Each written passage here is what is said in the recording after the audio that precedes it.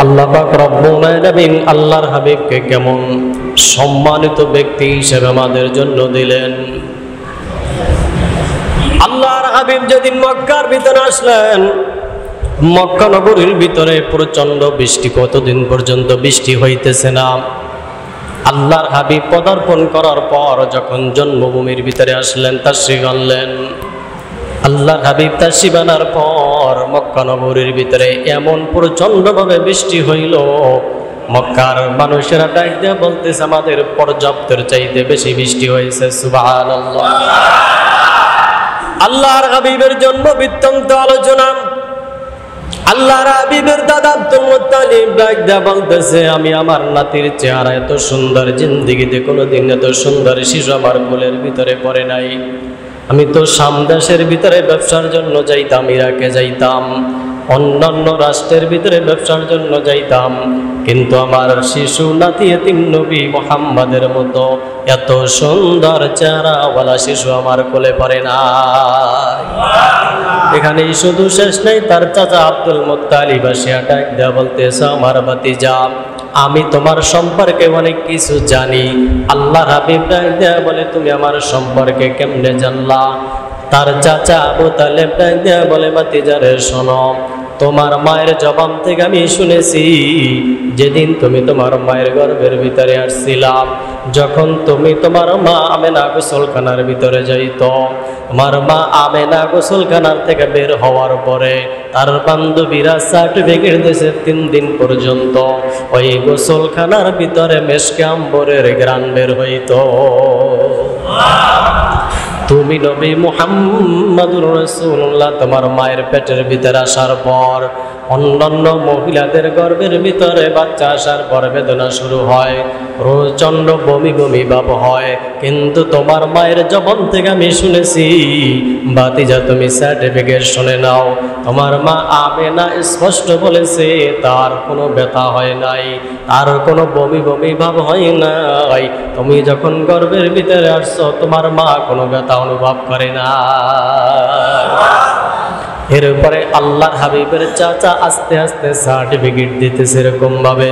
ইতিমধ্যে দুধমা হালিমাতুস সাদিয়া আসিয়া হাজির। দুধমা হালিমাতুস সাদিয়া আসিয়া ডাক দেয় বলে ও আব্দুল মুত্তালিব, আমার কাছ থেকে একটু সার্টিফিকেট তুমি নিয়ে যাও মুহাম্মাদের ব্যাপারে। হালিমাতুস সাদিয়া ডাক দিয়ে বলতেছে আল্লাহর হাবিবের ব্যাপারে আমার কাছ থেকে একটু সার্টিফিকেট নিয়ে যাও।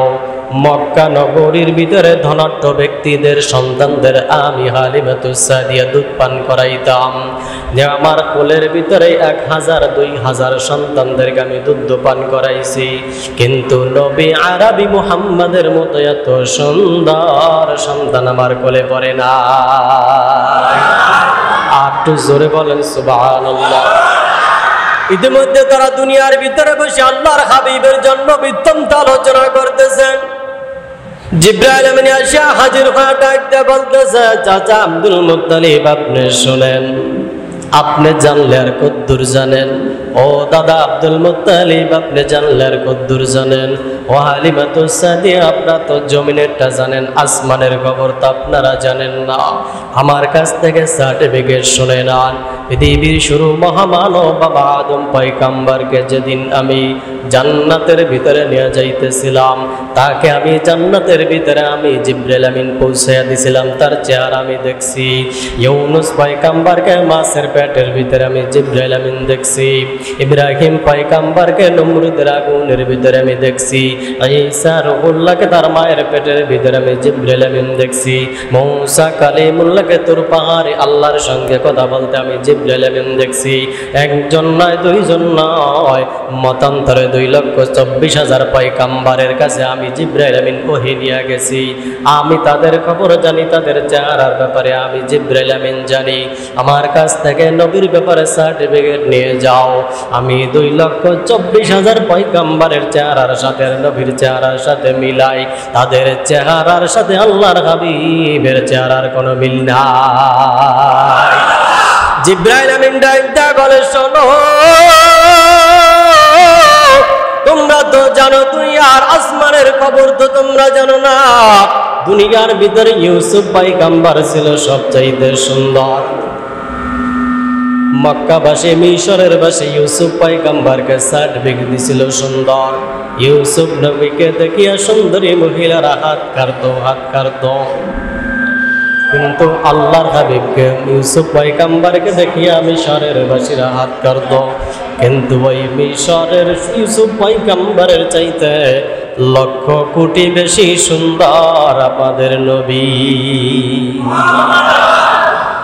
আবার জিকির করে লা ইলাহা ইল্লাল্লাহ, জোরে লা ইলাহা ইল্লাল্লাহ, লা ইলাহা ইল্লাল্লাহ, লা ইলাহা ইল্লাল্লাহ, লা ইলাহা ইল্লাল্লাহ, লা ইলাহা ইল্লাল্লাহ, লা ইলাহা ইল্লাল্লাহ, লা ইলাহা ইল্লাল্লাহ, লা ইলাহা ইল্লাল্লাহ, লা ইলাহা ইল্লাল্লাহ,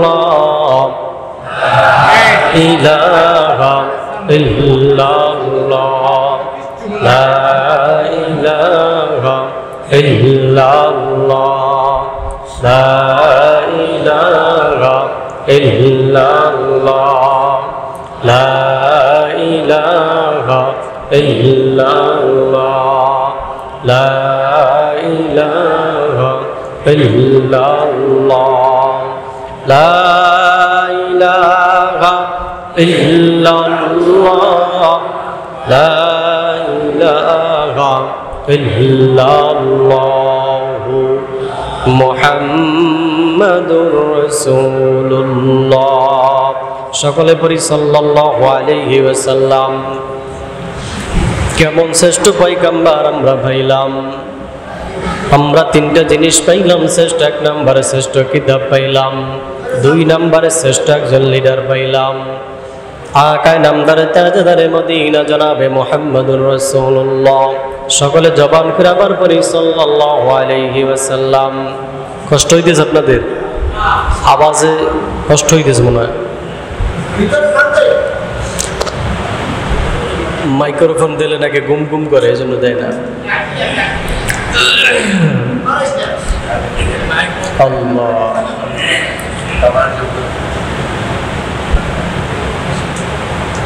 আল্লাহ পাক রব্বুল আলামিন আমাদেরকে কেমন পয়গম্বর দান করলেন। কষ্ট হইতেছে?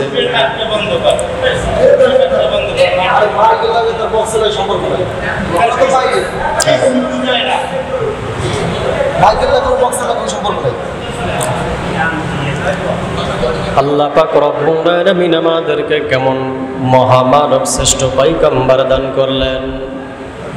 আকায় নামদার তাজদার মদিনা মুহাম্মাদুর রাসূলুল্লাহ যতক্ষণ পর্যন্ত জান্নাতের গেটে না যাবে ততক্ষণ পর্যন্ত অন্য কোনো পয়গম্বররাও জান্নাতের গেটে যেতে পারবে না। ময়দানে মাশার আমরা কেমন শ্রেষ্ঠ পয়গম্বর পাইলাম উদাহরণ দিয়ে বুঝাইতেছি। ময়দানে মাশার আল্লাহ পাক রব্বুল আলামিন সকল পয়গম্বরকে ডাক দিয়ে বলবেন, আমার পয়গম্বররা যান, আপনারা সবাই জান্নাতে চলে যান, আপনারা সবাই বেগুনাহ মাসুম, আপনাদের কোনো গুনাহ নাই। সকল পয়গম্বররা জান্নাতের গেটে গিয়ে দাঁড়িয়ে যাবে। পৃথিবীর শুরু মহামানব আদম পয়গম্বর জান্নাতের গেটে গিয়ে ডাক দিয়ে বলবো, জান্নাতের প্রহরীরা রে দাও না রে, জান্নাতটা খুলে দাও। আমি কোন পয়গম্বর জান্নাতের গেটের সামনে আসছি জানুনি? আমি ওই পয়গম্বর পৃথিবীর শুরু মহামানব। আবার তোমাদের আদি পিতা, দাও না রে, জান্নাতটা খুলে দাও। জান্নাতের ভিতরতে কোনো প্রশ্নের উত্তর আসবে না। নো পয়গম্বরকে ডাক দিয়া বলবো, জান্নাতের প্রহরীরা রে দাও না রে, জান্নাতটা খুলে দাও। আমি কোন পয়গম্বর জান্নাতের গেটের সামনে আসছি জানুনি? 950 বছর ইমানের দাওয়াত দিয়েছি আমি ওই পয়গম্বর।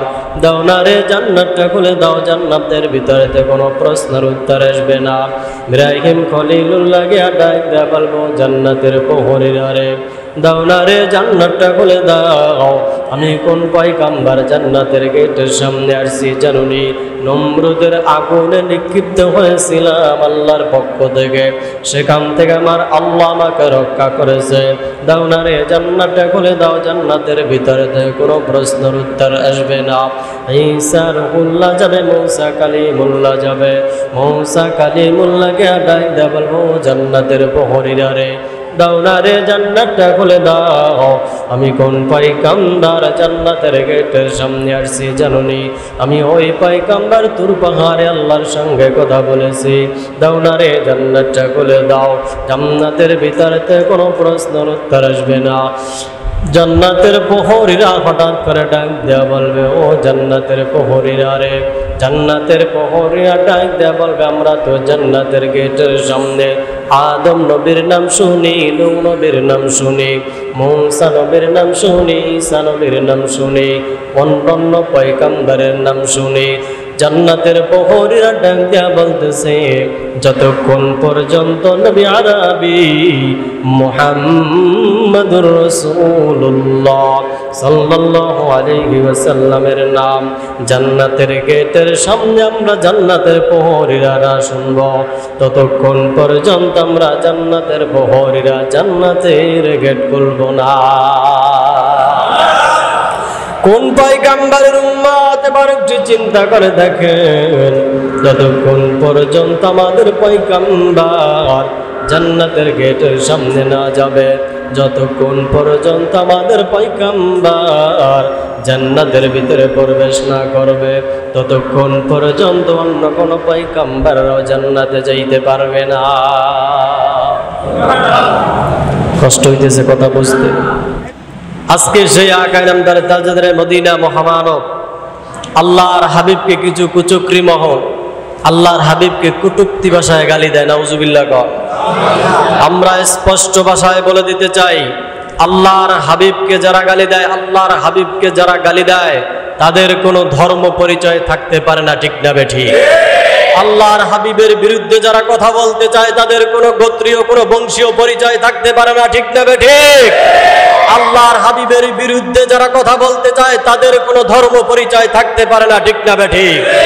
মোহতারাম হাজিরিন, স্পষ্ট ঘোষণা হলো, আল্লাহর হাবিবের বিরুদ্ধে যারা কথা বলতে চায়, আল্লাহর হাবিবকে যারা গালি দিতে চায়, আল্লাহর হাবিবকে যে সমস্ত কুচিপ্রি মহল, যেই সমস্ত ইহুদি নাসারারা গালি দিতে চায়, স্পষ্ট ঘোষণা হলো তারা আমাদের জানের দুশমন, আল্লাহর হাবিবের দুশমন, ঠিক না বেঠিক?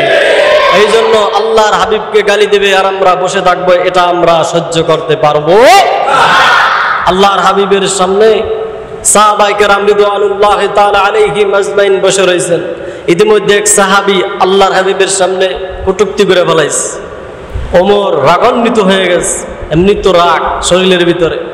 আল্লাহর হাবিব বলছে, ধৈর্য ধরো। না, কোনো ধৈর্য ধরা হবে না। আল্লাহর হাবিবের সামনে তাকে হত্যা করা হয়েছে। কেমন জজবাওয়ালা ছিলেন! তাহলে আল্লাহর হাবিবের বিরুদ্ধে যারা গালি দেয়, তারা কি মানুষ না অমানুষ? তাদেরকে আমরা আমাদের ভাষায় বলি কুলাঙ্গার, ঠিক না বেঠিক? কিছুদিনের এই 2-1 দিনের ভিতরে একটা ঘটনা ঘটে গেছে ইন্ডিয়ার মুম্বাইয়ের ভিতরে, আল্লাহর হাবিবকে নিয়ে কটূক্তি করেছে। এই জন্য আমরা বাংলার মুসলমান আল্লাহর হাবিবকে যারা গালি দেবে আমরা সহ্য করতে পারি না। কারণ যার উসিলায় ময়দানে মাশারে আমরা জান্নাতে যাব, ঠিক না বেঠিক? যার উসিলায় তামাম বিশ্ব, যার উসিলায় তামাম বিশ্ব পাগল, যার জন্য পাহাড় পাগল, গাছ নদী নালা সব কিছু পাগল, কার জন্য? আল্লাহর হাবিবের জন্য। জোরে আওয়াজ করে বলি, কার জন্য? আল্লাহর হাবিবের জন্য। সেই ব্যক্তিকে, সেই মহামানবকে গালি দিবে, আমরা মাথা পেতে নিতে পারি না, ঠিক না বেঠিক? এটা কোনো মানবিক সভ্যতা হতে পারে না, মুসলমান সহ্য করতে পারে না, ঠিক না বেঠিক? কারণ এমন এক নবীর উম্মত আমরা, যেন তেন কোনো নবীর আমরা উম্মত নয়। আল্লাহর হাবিব ময়দানে মাশার সেজদার ভিতর উম্মতি উম্মতি করে কান্নাকাটি শুরু করবে। আল্লাহর হাবিব কাছে, আল্লাহর কাছে জিবরাইল আমিন গিয়ে বলবে, আল্লাহ আপনার হাবিব, আপনার বন্ধু কান্নাকাটি করতেছে। আল্লাহ পাক রব্বুল আলামিন ডাক দিয়ে বলবে, আমার বন্ধু যা চায় সেকেন্ডের ভিতরে তা দিয়ে যাও। সুবহানাল্লাহ। আর একটু জোরে বললে ভালো হয়, সুবহানাল্লাহ। কেমন পয়গম্বর আমরা পাইলাম! আল্লাহর হাবিবের যখন তার মায়ের গর্ভের ভিতরে আসলেন, গর্ভ অবস্থায় মা আমেনা কূপের ভিতরে যখন পানি উঠানোর জন্য যাইতেন, কূপের ভিতরে যখন বালতি ফালানোর পর নিচের থেকে পানি আমনে আমনে উপরের দিকে উঠে আসতো। তার বান্ধবীরা ডাক দেয়া বলতেছে, ব্যাপারটাকে আমরা তো ব্যাপারটা বুঝলাম না, আমরা বালতি নিয়ে ঘন্টার পর ঘন্টা দাঁড়িয়ে থাকি কিন্তু পানি তো উপরে উঠে না, কি এমন মুজিজা মা আমেনার ভিতরে, ব্যাপার তো বুঝলাম না। মা আমেনাকে তার বান্ধবীরা প্রশ্ন করলেন, ও মা আমেনা আমাদের বান্ধবী, তুমি কি এমন জাদু জানো, তুমি ওই কূপের কাছে যাবার পর দাঁড়াইতে দেরি পানি আমনে আমনে উপরে উঠতে দেরি হয় না? মা আমেনা ডাক দেয়া বলে, তোমরা তো জানো না আমার গর্ভের ভিতরে কে আসতেছে। আল্লাহ পাক রব্বুল আলামিন আমাকে স্বপ্ন যোগে দেখাইছেন, তামাম বিশ্বের ভিতরে সর্বযুগের মহাকালের সর্বশ্রেষ্ঠ মহামানব মা আমেনা তোমার কোলের ভিতরে দিয়া দিলাম। এখানেই শুধু শেষ নয়, মা আমেনা যখন রাস্তার ভিতরে হাঁটতেন, আল্লাহ পাকের পক্ষ থেকে পাথরগুলি যখন তার পায়ের নিচে পড়তেন, মুফাসসিরে কিরাম কিতাবের ভিতরে উল্লেখ করেন, পাথর তার পায়ের নিচে পড়ার সঙ্গে সঙ্গে ওই পাথরগুলি পর্যন্ত তুলায় রূপান্তরিত হয়ে যাইত। আল্লাহর হাবিব যখন তার মায়ের গর্ভের ভিতরে আসলেন, তার মা আমেনা যখন মরুভূমির ভিতরে প্রচন্ড রৌদ্রের ভিতরে যখন হাঁটতেন, ওই অবস্থায় আসমানের মেঘ আসিয়া তার মাকে ছায়া দান করত। আল্লাহর হাবিবের যখন গর্ভের ভিতরে মা আমেনা আসলেন, মায়ের গর্ভের ভিতরে যখন আল্লাহর হাবিব আসলেন, রাস্তার ভিতরে যখন মা আমেনা হাঁটতো, তার পায়ের নিচে যদি কাঁটা পড়তো, কাঁটা তুলা হয়ে যাইত। আল্লাহর হাবিবের মায়ের কাছে তার মা আমেনার ব্যাপারে আব্দুল মুত্তালিবের কাছে গিয়া অভিযোগ দিতেছে মক্কাবাসী গিয়া ডাক দেয়া বলতেছে, ও দাদা আব্দুল মুত্তালিব, খানায় কাবার মুতাল্লি আপনার কাছে একটা অভিযোগ আমরা নিয়ে আসছি। কি অভিযোগ? আপনার ছেলে আব্দুল্লাহ মাত্র 3 মাস হয়েছে, মারা গেছে, কিন্তু আপনার পুত্রবধূ এত সুন্দর সুন্দর সুগন্ধি পায় কোথা থেকে? এত খুশবু আপনার পুত্রবধূ মা আমেনা কোথা থেকে পায়? তার শরীরের ভিতর থেকে তো প্রচন্ড সুন্দর ঘ্রাণ কোথা থেকে সে পায়? আব্দুল মুত্তালিব তার মা পুত্রবধূকে ডাক দেয়া বলে, মা আমেনা, তোমা আমার সন্তান আব্দুল্লাহ মাত্র 3 মাস হয়ে গেছে, আল্লাহর ডাকে সারা দিয়ে অন্ধকার কবরে চলে গেছে। এর ভিতরে 3 মাস না যাইতে যাইতে তুমি শরীরের ভিতরে কেন সুগন্ধি লাগাও? তুমি কেন সুন্দর আতর কেন ব্যবহার করো? এবার তার পুত্রবধূ আমেনা ডাক দেয় বলে, বাবা শুনেন, আমার শ্বশুর আব্বা আপনি শুনে নেন, আমি ইচ্ছাকৃত ভাবে আমার শরীরের ভিতর থেকে সুগন্ধি বের করি না। আমার শরীরের ভিতরে মহামানব আকায় নামদারে তাজদারে মদিনা বিশ্বনবী মুহাম্মদুর রাসূলুল্লাহ সাল্লাল্লাহু আলাইহি ওয়াসাল্লাম যেদিন আমার গর্ভের ভিতরে আসলেন, দুনিয়ার ভিতরে পদার্পণ করার আগে, তাশরীফ আনার আগে, আমি রাস্তার ভিতরে হাঁটলে আমার শরীরের ভিতর থেকে খুশবু বের হয়। কেমন এক মহামানব আমার শরীরের ভিতরে আসছে, আমি নিজেও অনুভব করতে পারতেছি না। এবার আব্দুল মুত্তালিব ডাক দেয়া বলতেছে, মক্কাবাসী তোমরা সুসংবাদ শুনে নাও, আমার এমন একজন নাতি তোমাদেরকে আমি উপহার দেব। বিশ্ব নবী আকায়ে নামদারে তাজদারে মদিনা মক্কা নগরীর ভিতরে আসবে। আগমন করার পর এই যে একটা অন্ধকার যুগ এখন মক্কার ভিতরে চলতেছে, আগমন করা মাত্র এই যুগটা স্বর্ণের যুগে পরিণত হয়ে যাবে। একটু জোরে বলি সুবহানাল্লাহ। এই জন্য আমরা বিনা দরখাস্তে ওই পয়গম্বরের উম্মত হইতে পারছি, খুশি না বেজার? আল্লাহর হাবিবের জন্য সাহাবায়ে কেরাম রিদওয়ানুল্লাহি তাআলা আলাইহিম আজমাইন কেমন পাগল ছিলেন। কষ্ট হইতেছে আপনাদের? খারাপ লাগতেছে? অল্পের ভিতরে মোনাজাত দিয়ে দেব, আর দীর্ঘায়িত করবো না, কারণ সাউন্ড আমাদের পজিশনে নাই। আল্লাহ পাক রব্বুল আলামিন পয়গম্বরের জন্য সাহাবায়ে কেরাম রিদওয়ানুল্লাহি তাআলা আলাইহিম আজমাইন কেমন পাগল ছিলেন। আপনাদের সামনে একটু উদাহরণ দিতেছি, নজরানা পেশ করতেছি সাহাবায়ে কেরামদের। আল্লাহর হাবিব তার হুজরাখানার ভিতরে বসিয়া ফজরের নামাজ আদায় করতেছে। ইতিমধ্যে এক সাহাবী প্রচন্ড শীতের ভিতরে আসিয়া রাস্তার ভিতরে কনকনে শীতের ভিতরে একটা চাদর আবৃত করে দাঁড়িয়ে রইলেন। আল্লাহর হাবিব হুজরাখানার ভিতরে নামাজ শেষ করে দোয়াটা শেষ করে, দোয়া শেষ করার পর যখন দরজা খুলিয়া দেখতেছে সাহাবী একজন রাস্তার ভিতরে দাঁড়িয়ে রয়েছে কনকন শীতের ভিতরে কাঁপুনি অবস্থায়। আল্লাহর হাবিব ডাক দিয়া বলতেছে, সাহাবীর নাম ছিল আব্দুল্লাহ। ডাক দিয়া বলে, আব্দুল্লাহ রে, তুমি তো বিরাট বড় ধনীদের সন্তান, তুমি প্রতিদিন এক একটা করে জামা কাপড় পরিধান করতা, আজকে কেন একটা কাপড় পরিধান করে এখানে তুমি দাঁড়িয়ে আছো? আব্দুল্লাহ দুইটা চোখের পানি সারিয়া দিয়া ডাক দিয়া বলে, ইয়া রাসূলুল্লাহ, ইয়া হাবিবাল্লাহ, আমি এই প্রচন্ড শীতের ভিতরে দাঁড়িয়ে আছি শুধু একমাত্র একটা কারণ হলো আপনার ওই নূরানি চেহারা একটা বারের জন্য দেখার জন্য। চিৎকার মেরে আরো জোরে বলে সুবহানাল্লাহ। আল্লাহর হাবিব ডাক দিয়া বলে, আব্দুল্লাহ রে, তোমার শরীরের ভিতরে একটা কেন কাপড় পরিধান করা, ব্যাপারটা খুলে বলো।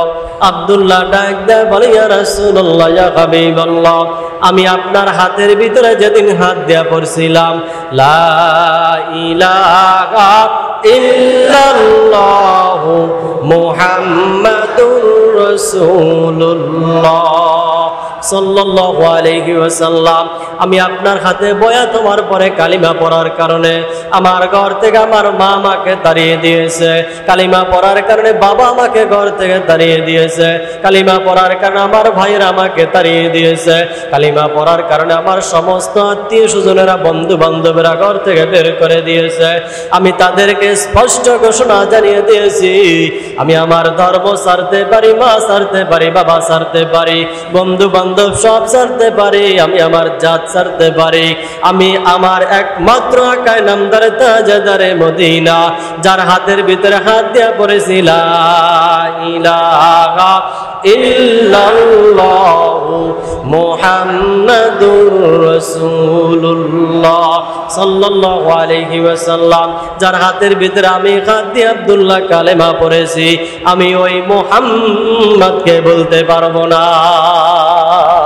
আমার সব চাইতে পারে গো নবী, কিন্তু আমি আপনাকে আব্দুল্লাহ বলতে পারবো না।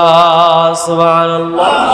কেমন পাগল ছিলেন আল্লাহর হাবিবের জন্য সাহাবায়ে কেরাম রিদওয়ানুল্লাহি তাআলা আলাইহিম আজমাইন। আবার শুধু মানুষই পাগল ছিল না, আল্লাহর হাবিবের জন্য গাছও পাগল ছিল। কেমন গাছ আল্লাহর হাবিবের জন্য পাগল ছিল। আল্লাহর হাবিব মসজিদের ভিতরে বসিয়া, যেই মসজিদের ভিতরে বসিয়া গাছের সঙ্গে হেলাম দিয়া খুতবা পড়তো, তা খেজুর গাছের সঙ্গে হেলাম দিয়ে আল্লাহর হাবিব খুতবা পাঠ করতেন। রাস্তার ভিতরে দিয়ে ইতিমধ্যে একজন মহিলা যাইতেছে, ধনাঢ্য মহিলা, দেখতেছে আল্লাহর হাবিব খেজুর গাছের সঙ্গে হেলাম দিয়া খুতবা পাঠ করতেছে। মহিলা আল্লাহর হাবিবের সাহাবায়ে কেরামদেরকে ডাক দিয়া বলতেছে, আমার সাহাবীরা রে, আল্লাহর হাবিবকে খুতবা দেওয়ার জন্য আমি একটা মেহরাব বানিয়ে দিতে চাই। সাহাবীরা ডাক দিয়ে বলে, আল্লাহর হাবিবের কাছ থেকে পারমিশন আনায় আমরা আনার পরে আপনাকে বলবো। আল্লাহর হাবিবের কাছে সাহাবায়ে কেরাম আসিয়া ডাক দিয়ে বলে, ইয়া রাসূলুল্লাহ, ইয়া হাবিবাল্লাহ, আপনাকে আপনার একজন ভক্ত সাহাবী, একজন মহিলা আপনাকে যেই খুতবা আপনি খেজুর গাছের সঙ্গে হালাম দিয়া খুতবা দিতেছেন, ওই মহিলার বুকের ভিতরে কষ্ট জমে গেছে। বিশ্ব নবী খেজুর গাছের সঙ্গে হালাম দেয়া খুতবা দেওয়া আমি মহিলা মানতে পারি না, আমি আপনাকে একটা কাঠের মেম্বার বানিয়ে দিতে চাই। মহিলা আল্লাহর হাবিব রাজি হয়ে গেলেন। ইতিমধ্যে পরের জুমায় যখন আল্লাহর হাবিব খেজুর গাছটাকে পিছনে ফলাইয়া মেহরাবের উপরে বসিয়া যখন খুতবা দেওয়া শুরু করলেন, পিছন থেকে কিতাবের ভিতরে আমরা পড়েছি, মুফাসসির কেরাম কিতাবের ভিতরে লেখেন, পিছন থেকে যখন উট মরুভূমির ভিতরে কান্নাকাটি শুরু করে দেয়, ওরকম উটের কান্নার মতো পিছন থেকে কান্না শুরু হইতেছে। আল্লাহর হাবিব খুতবা তেলাওয়াত বন্ধ করে, খুতবা পাঠ বন্ধ করিয়া পিছনের দিকে তাকায় দেখতেছে খেজুর গাছ কান্নায় বিভোর হয়ে গেছে। আল্লাহর হাবিব ডাক দিয়ে বলতেছে, ও খেজুর গাছ, ব্যাপার তো বুঝলাম না, তুমি কেন কান্নাকাটি করতেছো, তোমায় কেন কান্না করতেছো, তোমার ব্যাপার তো বুঝলাম না। আল্লাহর পক্ষ থেকে খেজুর গাছের জবান খুলে গেছে, হাউ মাউ করে কান্নাকাটি করতেছে, আর ডাক দিয়ে বলতেছে, ইয়া রাসূলুল্লাহ, ইয়া হাবিবাল্লাহ, আপনি স্পষ্ট শুনে না, দীর্ঘদিন পর্যন্ত আপনি আমার সঙ্গে আপনার শরীর মোবারকটা লাগাইয়া, আপনি আমার সঙ্গে লাগাইয়া খুতবা পাঠ করছেন। এখন থেকে তো আপনি আমার সঙ্গে আর শরীর লাগাইয়া খুতবা পাঠ করবেন না, এই জন্য আমি খেজুর গাছ কামতেছি। আল্লাহর হাবিব এবার ডাক দেয়া বলতেছে, খেজুর গাছ তুমি কান্নাকাটি করিও না, আমি তোমার জন্য দোয়া করতেছি। মক্কার ভিতরে যত হাজী সাহেবেরা আসবে তোমার কাছ থেকে খেজুর তারা খাবে। ওই খেজুর গাছের নাম হলো কুস্তুনে হান্নান। আর যখন জান্নাতে আমি যাব, আমি তোমাকে খেজুর গাছ জান্নাতে নিয়ে যাব। আল্লাহ হাবিবের জন্য মানুষ পাগল ছিলেন, গাছ পাগল ছিলেন, পাহাড়ও পাগল ছিলেন। কষ্ট হইতেছে, আর একটু সামনে যাবো, অল্পের ভিতরে শেষ করে দিতেছি। আল্লাহর হাবিবের জন্য পাহাড় কেমন পাগল ছিলেন। আল্লাহর হাবিব যখন মসজিদে নববী নামাজের পর রাস্তার ভিতরে হাঁটতেন, রাস্তার ভিতর যখন হাঁটতেন, হযরত বেলাল আল্লাহর হাবিবের সামনে সামনে রাস্তা পরিষ্কার করতেন। আল্লাহর হাবিব যখন রাস্তার ভিতরে বের হয়েছেন, একটা পাহাড়ের সামনে দিয়া যাইতেন, হঠাৎ করে আল্লাহর হাবিব ওই পাহাড়ের সামনে দিয়ে আর আসলেন না। সাহাবায়ে কেরাম রিদওয়ানুল্লাহ তাআলা আলাইহিম আজমাইন আল্লাহর হাবিবের কাছে আসিয়া অভিযোগ দায়ের করতেছেন, ইয়া রাসূলুল্লাহ, ইয়া হাবিবাল্লাহ, আপনি যে প্রতিদিন ওই পাহাড়ের সামনে দিয়া যাইতেন, আজকে কেন পাহাড়ের সামনে দিয়া যাইলেন না? ওই পাহাড় কান্নায় বিভোর হয়ে গেছে, কাঁদতেছে। আল্লাহর হাবিব ডাক দেয়া বলে, আমার জন্য এত মায়া পাহাড়ের। আল্লাহর হাবিব যতক্ষণ পর্যন্ত পাহাড়ের সামনে না যায়, ততক্ষণ পর্যন্ত পাহাড়ের কান্না থামে নাই। আল্লাহর হাবিব পাহাড়ের সামনে যাবার পর পাহাড়ের কান্না অটোমেটিক বন্ধ হয়ে গেছে। সুবহানাল্লাহ। আর একটু জোরে বলি সুবহানাল্লাহ। গাছ পাগল ছিল, মাছ পাগল ছিল, মানুষ পাগল ছিল, সাহাবায়ে কেরাম আল্লাহর হাবিবের জন্য পাগল ছিল। শুধু আমরা আল্লাহর হাবিবের জন্য পাগল হইতে পারি না, ঠিক না বেঠিক? আল্লাহ পাক রব্বুল আমাদের জিন্দেগি গঠন করার তৌফিক দান করুক। সবাই জোরে জোরে বলি আমিন। আল্লাহুম্মা সাল্লি আলা সাইয়্যিদিনা ওয়া নাবিয়িনা ওয়া শাফিঈনা ওয়া হাবিবানা মাওলানা মুহাম্মদ সাল্লাল্লাহু আলাইহি ওয়া আলা আলিহি ওয়া সাহবিহি ওয়া বারাকা সাল্লাম। আল্লাহুম্মা আমিন। ربنا ظلمنا أنفسنا وإن لم تغفر لنا وترحمنا لنكونن من الخاسرين رب ارحمهما كما ربياني صغيرا وقل رب ارحمهما كما ربياني صغيرا জীবনে না করিলাম বন্দেগী গুনাহ করে কাটাইলাম জিন্দেগী জীবনে না করিলাম বন্দেগী গুনাহ করে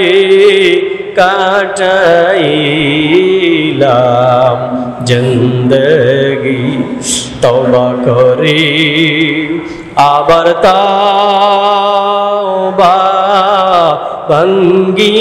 ভাঙ্গিলাম অবশেষে খাঁটি তাওবা করিলাম অবশেষে খাঁটি তাওবা করিলাম।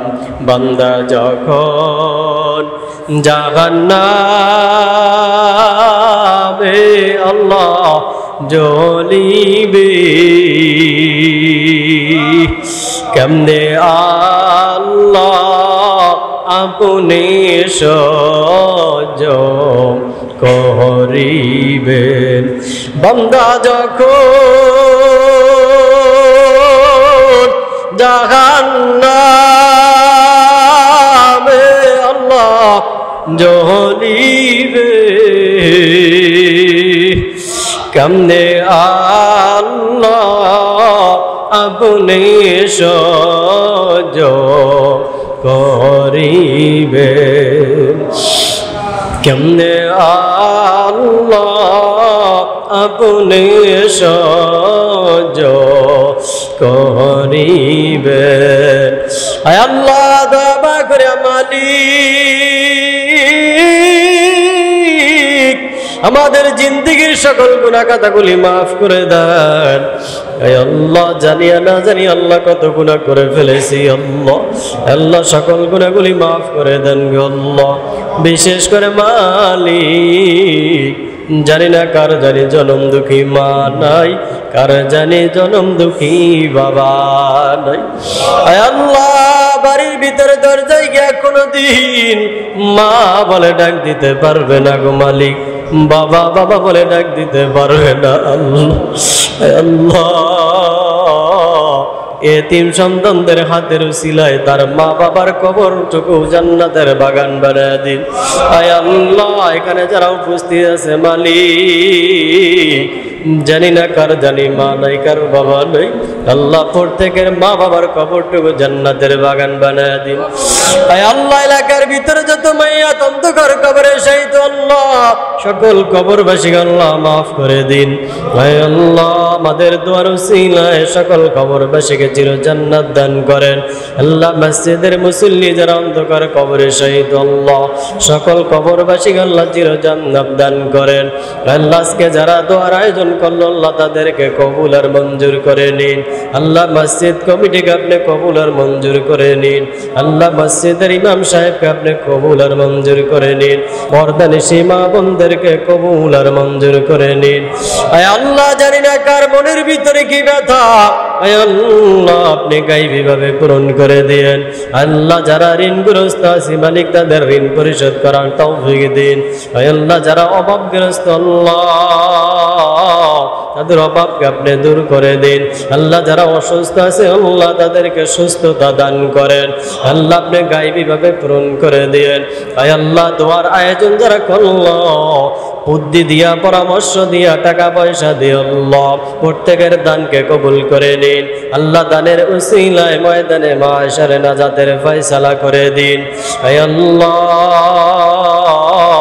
উলামায়ে কেরামদেরকে যারা মুহাব্বত করে আল্লাহ মুহাব্বতের উসিলায় ময়দানে মাশারে আল্লাহ জান্নাত দান করিয়েন। আল্লাহ শেষবারের মতো ফরিয়াদ মালিক আল্লাহ যারা মক্কা মদিনায় গেছে আল্লাহ বারবার যাওয়ার তৌফিক দিন। আল্লাহ আমরা যারা যাইতে পারি না আমাদেরকে যাওয়ার তৌফিক দিয়েন। আল্লাহ আল্লাহর হাবিবের রওজা জিয়ারতের তৌফিক দিয়েন। আল্লাহ ওই হাজরে আসওয়াদের ভিতরে চুম্বন করার তৌফিক দিয়েন। আল্লাহ তামাম বিশ্বের মুসলমানদেরকে হেফাজত করেন। আল্লাহ যেই জায়গায় মুসলমান আছে আল্লাহ আপনি গায়বী ভাবে হেফাজত করিয়েন। আল্লাহ সকল উলামায়ে কেরামদেরকে কবুল করে নিয়েন। আল্লাহ সকল উলামায়ে কেরামদেরকে একটা প্ল্যাটফর্মে আসার তৌফিক দান করিয়েন। আল্লাহ সকল ষড়যন্ত্র থেকে আমাদেরকে হেফাজত করিয়েন। শেষবারের মতো ফরিয়াদ মালিক আমরা যারা আমিন আমিন বলতেছি সকলকে কবুল আর মঞ্জুর করে নিয়েন। আল্লাহ যেদিন মালাকুল মউত হাজির হয়ে যাবে মালিক বিছনার ভিতরে পড়ে যাব, বিছনার ভিতরে পড়িয়া পানি পানি বলে ডাক মারব, সমস্ত অঙ্গ প্রত্যঙ্গ গুলি অপাস হয়ে যাবে। আল্লাহ ওই অবস্থা আমাদের সকলের পবিত্র জবানে জারি করে দেন লা ইলাহা ইল্লাল্লাহু মুহাম্মাদুর রাসূলুল্লাহ।